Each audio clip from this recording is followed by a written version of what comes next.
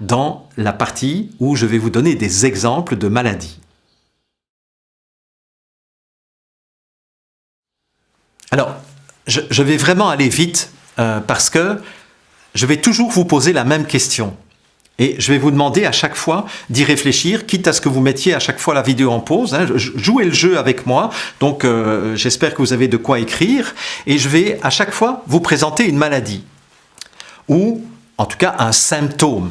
Vous savez ce que je pense des symptômes, effectivement. Et ce que je vais vous demander...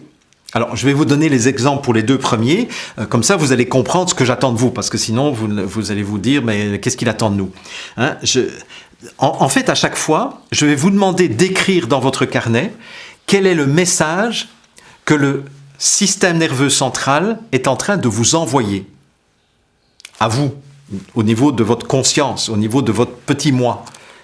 C'est comme si votre sage, votre corps connaissant, était en train de vous souffler à l'oreille, voilà ce que je viens de décider pour toi. Je ne t'ai pas demandé ton avis d'ailleurs. D'ailleurs, le système nerveux central ne nous demande jamais notre avis. Il fait ce qui est le mieux pour nous en fonction des éléments et en fonction des paramètres qu'on lui a permis d'utiliser et avec lesquels on lui a permis de jouer. Évidemment, plus on est bloqué, plus on restreint le terrain de jeu du système nerveux central. Plus on est souple, plus on donne à notre système nerveux central beaucoup de latitude et beaucoup de cartes dans son jeu, et c'est là où il va être de plus en plus créatif. Donc vous comprenez mieux maintenant cette notion de créativité. Bon, allez, je vous donne un premier exemple. C'est un exemple vécu.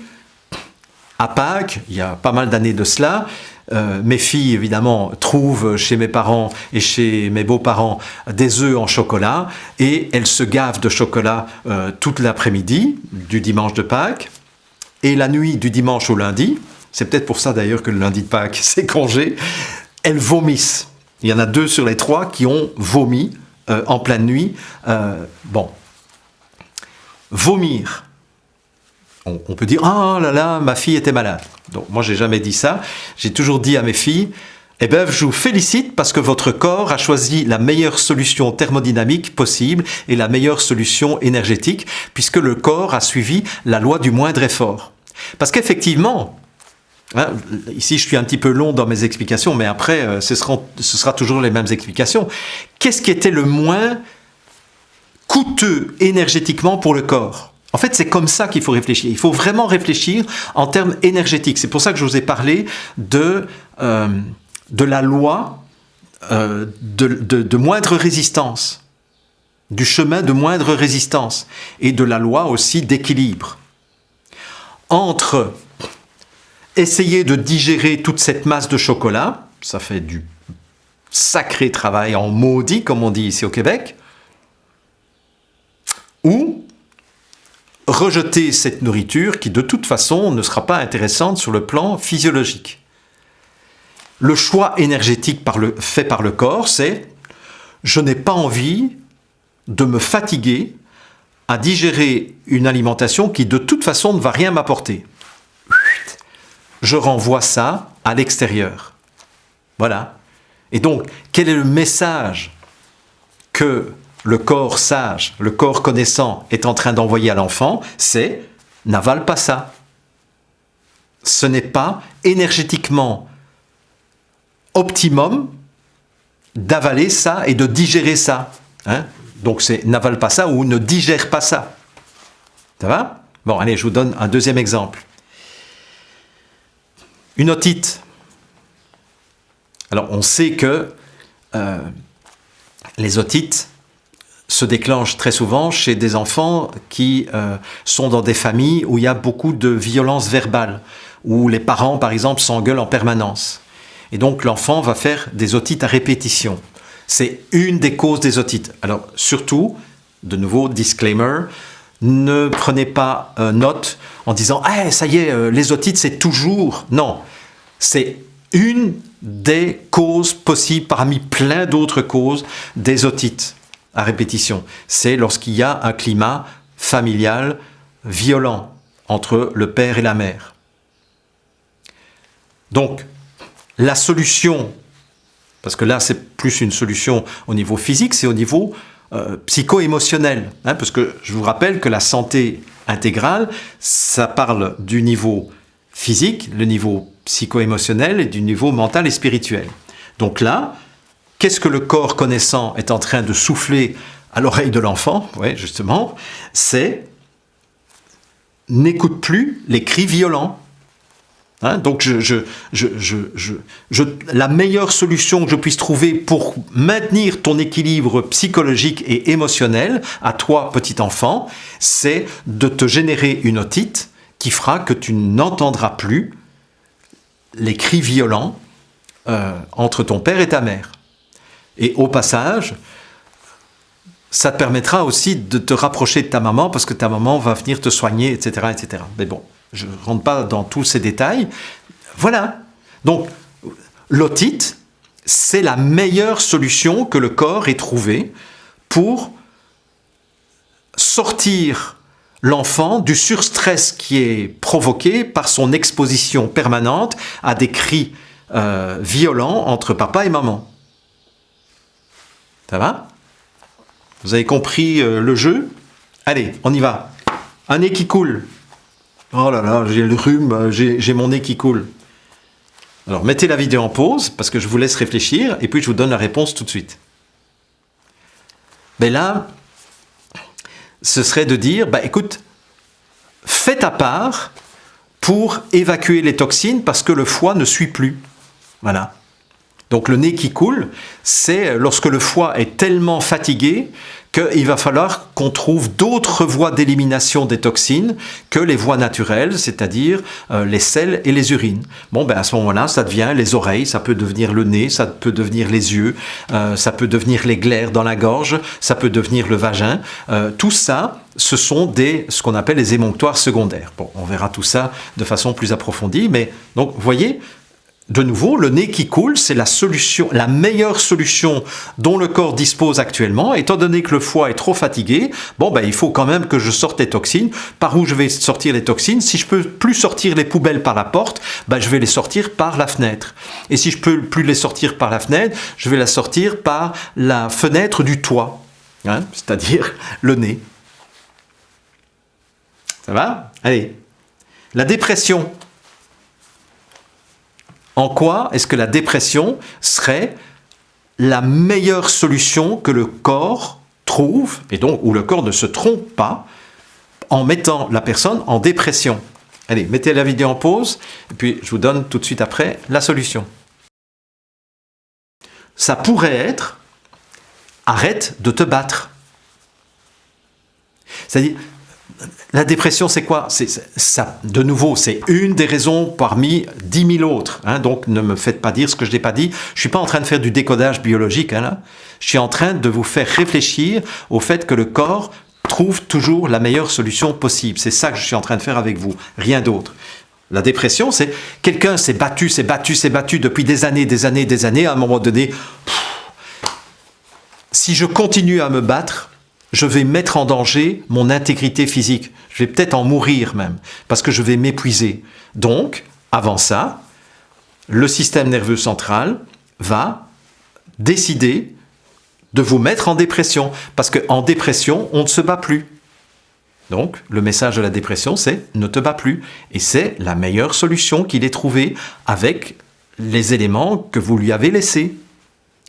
D'ailleurs, le burn-out, qui est encore pire que la dépression, parce que si malgré la dépression, je vais prendre des antidépresseurs et je vais continuer à me battre, etc., à un moment donné, c'est le burn-out où là, physiquement, je suis obligé de m'arrêter. Donc, le message du système nerveux central, c'est « mets-toi au repos, bon sang ».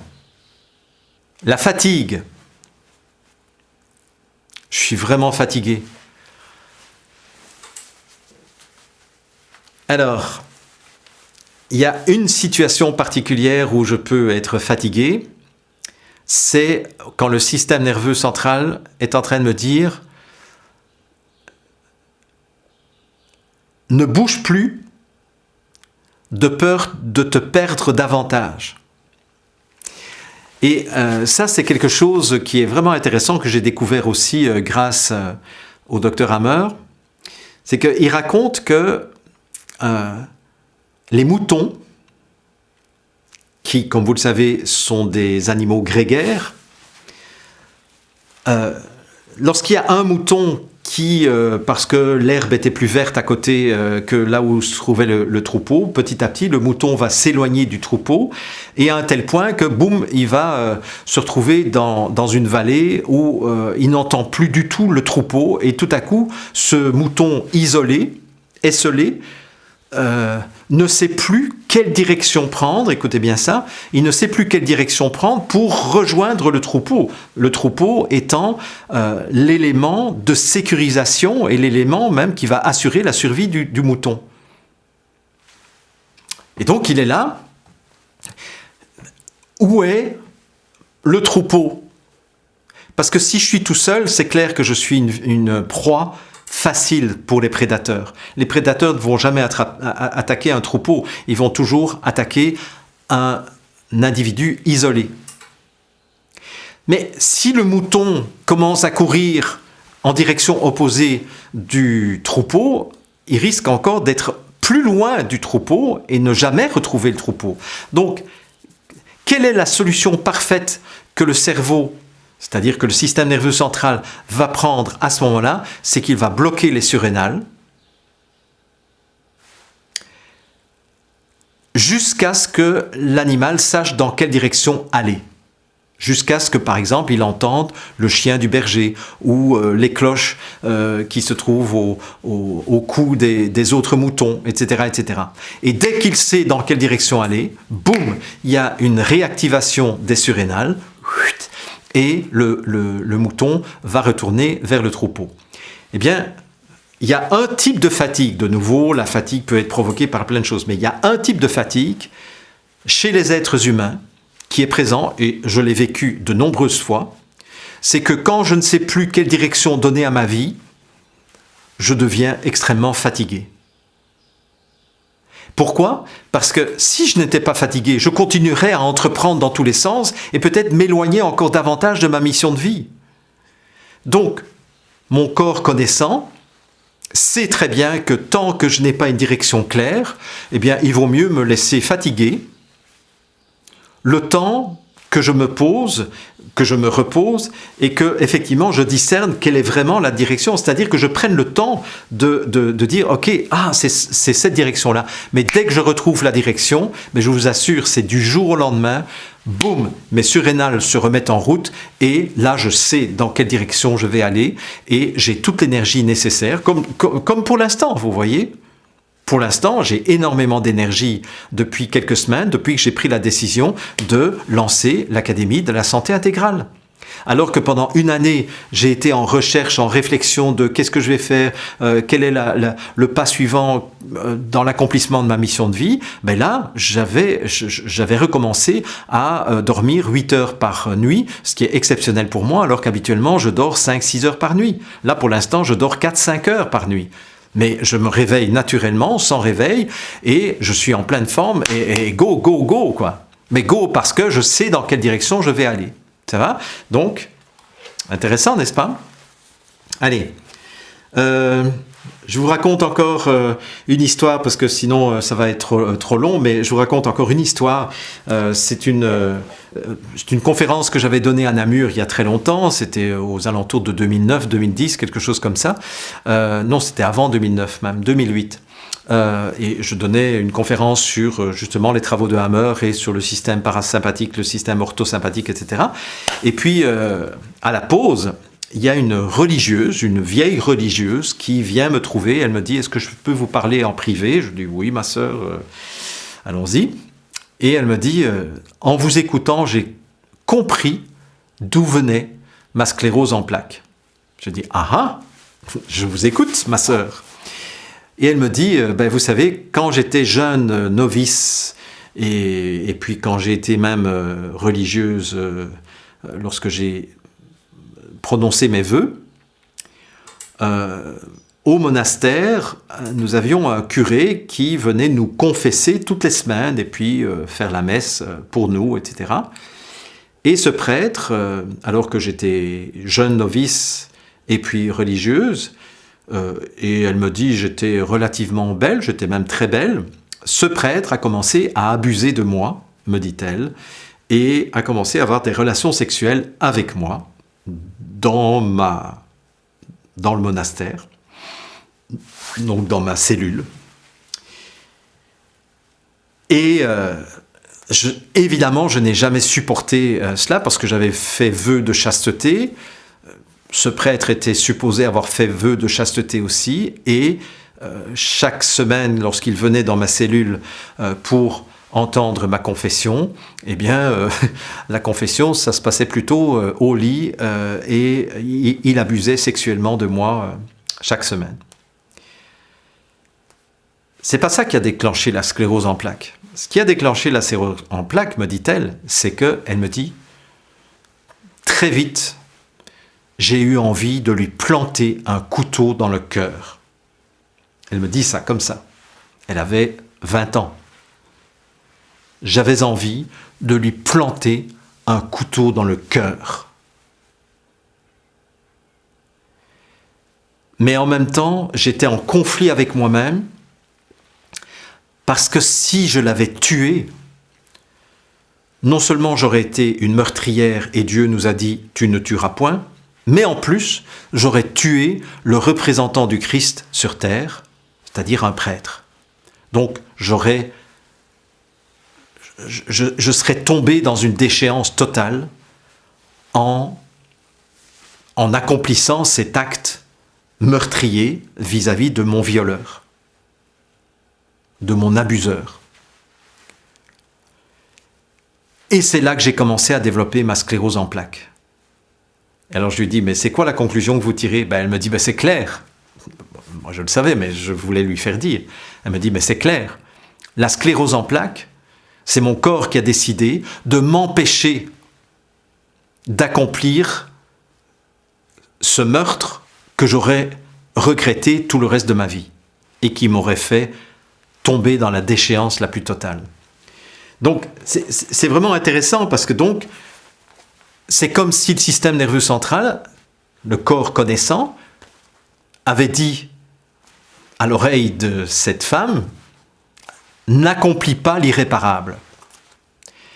Et j'ai connu pas mal de personnes qui souffraient de sclérose en plaques. De nouveau, il y a plusieurs raisons pour lesquelles on peut contracter la sclérose en plaques. Mais en tout cas, en ce qui concerne cette personne-là et 2 autres personnes que j'ai connues aussi, eh bien, là, c'était la sclérose en plaques m'empêche de poser un acte qui est réprimé ou répréhensible dans la société actuelle. Et donc, la solution parfaite du corps, c'est de m'empêcher physiquement, mécaniquement, de tuer la personne ou de battre la personne ou de gifler la personne. Et donc, même si j'avais envie, finalement, je n'en ai plus les moyens physiologiques puisque je suis atteint de la sclérose en plaques. Et ce qui est très intéressant, c'est que cette religieuse me disait qu'elle n'a jamais eu la sclérose en plaques au niveau des jambes, elle a eu la sclérose en plaques au niveau des bras. Vous comprenez pourquoi. Voilà, bon, je vous avais préparé encore plein d'autres exemples, mais le temps file à une vitesse absolument abominable, donc je vais en rester là au niveau des exemples. Mais est-ce que vous avez compris la démarche? Donc en fait, chaque fois que vous avez des symptômes, posez-vous la question, mais quel est le message de mon corps sage? Quel est le message de mon corps connaissant? Quelle est la sagesse du corps qui fait que, étant donné les paramètres que je lui ai laissés, la meilleure solution qu'il ait trouvée avec l'ensemble des paramètres que je lui ai laissés et avec ma rigidité, avec mon incapacité à retrouver une certaine souplesse, avec mon incapacité à être infidèle à mon dressage, eh bien, en quoi est-ce que la maladie dont je souffre actuellement est la meilleure solution que mon corps connaissant ait trouvée parmi toutes les possibilités dont il dispose? Voilà. Et vous remarquez, et vous le voyez là à l'écran, que les solutions que le corps a mises en place, ce sont des solutions d'activation et ce sont des solutions de blocage. hein. Les surrénales, par exemple, la fatigue, c'est une solution de blocage. La dépression, le burn-out, ce sont des solutions de blocage. Je te bloque. Hein, j'appuie sur la pédale de frein. Hein, je vais te bloquer tant que tu n'auras pas trouvé une meilleure façon de vivre ta vie. Par contre, dans les vomissements, le nez qui coule, l'otite, ça c'est une activation. Hein. L'otite c'est une inflammation, donc je vais produire de l'inflammation, la température du corps va monter, donc là je vais solliciter aussi le système circulatoire. Donc ça c'est une activation. La sclérose en plaques c'est le blocage, etc. Bon, et ici je n'ai pas pris d'exemple où il y a la construction et la destruction, parce que ça demanderait beaucoup trop d'explications, et dans le cadre de ce cours, je ne suis pas capable, parce que sinon ça va me prendre 1 heure juste pour vous expliquer, par exemple, un cancer du sein, la plupart du temps, mais c'est pas toujours le cas, ça fait de la masse, donc ça construit de la masse. Pourquoi est-ce qu'on fait un cancer du sein? Pourquoi est-ce qu'on fait un cancer du péritoine en faisant de la masse? Pourquoi est-ce qu'on fait un cancer du foie en faisant de la masse, etc. Mais il y a aussi des cancers de la peau, où là, on détruit la peau, on creuse la peau, un ulcère à l'estomac, etc., etc. Mais ça, c'est vraiment trop compliqué dans le cadre de cette vidéo. Alors, je voudrais terminer rapidement. Et ce sont des réflexions qui mériteraient 1 heure. Mais peut-être que je le ferai d'ailleurs dans le webinaire que je compte faire après le démarrage de l'ouverture des inscriptions. Je pense que je vais animer 1 ou 2 webinaires.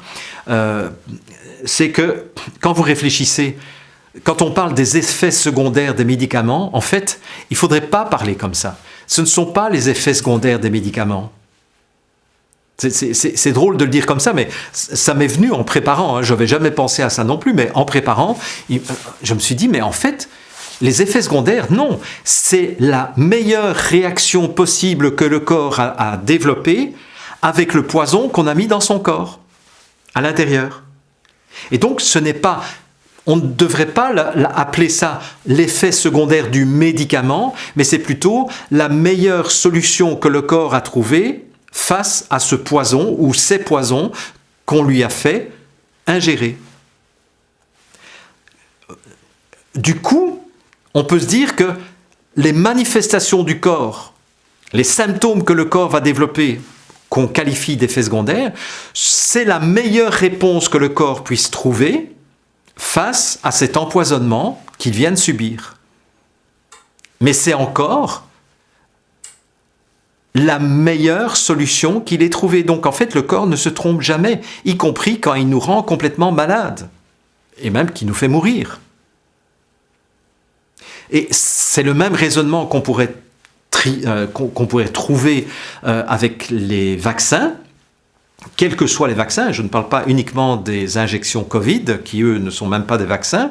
En fait, les effets secondaires des vaccins, ce n'est pas les effets secondaires liés au vaccin, c'est la réaction que le corps met en œuvre pour réagir à ce nouveau paramètre qui est l'ensemble de la soupe immonde qui a été injectée dans le corps.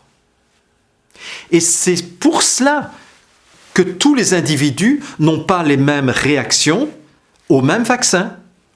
C'est parce que tous les autres paramètres du corps sont tels que le corps va être capable de gérer d'une autre façon le même produit toxique qui a été injecté. D'où la différence de réaction. Mais on a des grandes catégories d'effets secondaires, mais en fait on devrait dire qu'on a des grandes catégories de réactions du corps face à l'empoisonnement vaccinal. D'ailleurs, c'est très très intéressant, le docteur Andrew Mulden, que j'ai eu la chance de connaître avant qu'il ne se fasse assassiner, où lui avait fait la démonstration que tous les vaccins, sans exception, s'attaquent au système nerveux. C'est quand même extraordinaire ça, hein, quand vous y réfléchissez 2 minutes.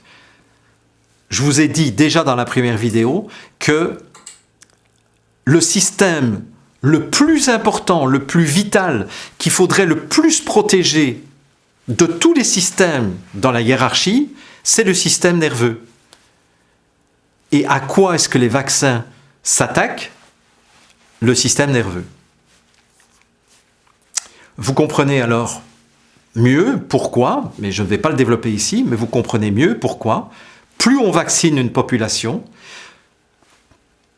et une fois qu'on a injecté un produit, ce produit, malheureusement, certains produits ne ressortent jamais, ne sont pas éliminés par le corps pour plein de raisons, entre autres parce que certains composants du vaccin vont aller se loger dans des zones lipidiques. Ce qui fait que ça ne se retrouvera plus jamais dans la circulation sanguine ou dans la circulation lymphatique. Et donc, du coup, ce ne sera plus jamais éliminé. Donc, en fait, le corps va devoir jouer, entre guillemets, trouver la meilleure solution avec des substances qui sont de façon permanente dans son corps. Et c'est ça qui déclenche les maladies chroniques. Ben oui, puisque de façon chronique, les métaux lourds, par exemple, comme l'hydroxyde d'aluminium, le thymérosal, c'est-à-dire le mercure, le formaldéhyde, etc., ça reste dans le corps définitivement. Donc, si c'est dans le corps définitivement, eh bien, ça va devenir une maladie chronique définitive. C'est bien ça, la définition d'une maladie chronique. Vous voyez que le corps ne se trompe jamais. Donc, quand il installe une maladie chronique, c'est parce qu'il y a des paramètres dans sa physiologie ou dans sa psychologie ou dans sa spiritualité qui sont bloqués à tout jamais. Bon, ben, si c'est bloqué à tout jamais, il faut que je retrouve un nouvel équilibre. C'est le coup de mon vélo qui est penché en permanence parce qu'il y a un fardeau dont je ne me suis pas débarrassé. Vous voyez ce que je veux dire? Ah là là. Et donc, et ce sera ma dernière remarque avant de conclure. Je me souviens d'une de mes amies dans les Laurentides, donc ici au Québec, qui allait voir son ostéopathe tous les 15 jours. Tous les 15 jours depuis plusieurs années. Et elle allait mieux dans les 2 jours qui suivaient la séance, et puis à nouveau, elle avait les mêmes douleurs pendant les 12 jours qui suivaient. Et donc, elle avait un abonnement chez son ostéopathe. Tous les 14 jours, elle allait le même jour, à la même heure, chez son ostéo. Ça tenait 2 jours et puis elle rechutait, entre guillemets. Et en fait, si vous avez l'image du vélo, vous allez comprendre ce que cet ostéopathe stupide faisait. Parce que cet ostéopathe, qu'est-ce qu'il faisait? Eh bien, en fait, cette femme, mon amie, avait son corps qui était penché, comme le vélo qui est penché. Et l'ostéopathe, hop, il remettait le vélo droit. Sauf que l'ostéopathe ne travaillait pas sur la cause de la cause de la cause, c'est-à-dire il ne travaillait pas sur le fardeau qui était là, qui était un blocage majeur chez cette femme, et qui faisait que ce n'était absolument pas la chose à faire vis-à-vis de son corps, de le forcer à se remettre selon la norme traditionnelle, parce que le fardeau n'a pas été débarqué. Donc du coup, qu'est-ce que le corps va faire pour retrouver son équilibre? Parce que là, grâce à l'ostéopathe, le corps était mis en déséquilibre. Ben, le corps va retrouver son équilibre en se repenchant de nouveau pour... Alors évidemment que c'est douloureux, mais c'était la meilleure solution. Donc vous comprenez que même les médecines alternatives peuvent faire des conneries monumentales par inconscience et incompréhension de la globalité de notre situation. Si nous avons un gros blocage psycho-émotionnel ou si nous avons un gros blocage existentiel parce que notre vie n'a plus de sens, eh ben, nous sommes en permanence avec un fardeau dont nous ne parvenons pas à nous débarrasser.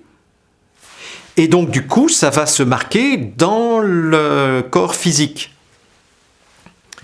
Et comme je vous l'ai dit dans la première vidéo, quand ça se manifeste au niveau de la somatisation, c'est moins grave que si ça se manifestait sous forme d'une schizophrénie, d'un trouble mental ou des choses comme ça, donc, ou d'une dépression.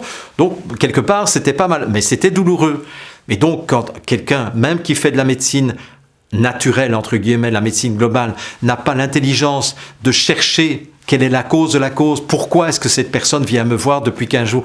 Bon, j'ai même soupçonné à un moment donné, non mais je rigole, hein, mais j'ai même soupçonné cette femme d'être amoureuse de son ostéo ou peut-être de coucher avec lui. J'en sais rien parce que tous les 15 jours, elle allait le voir.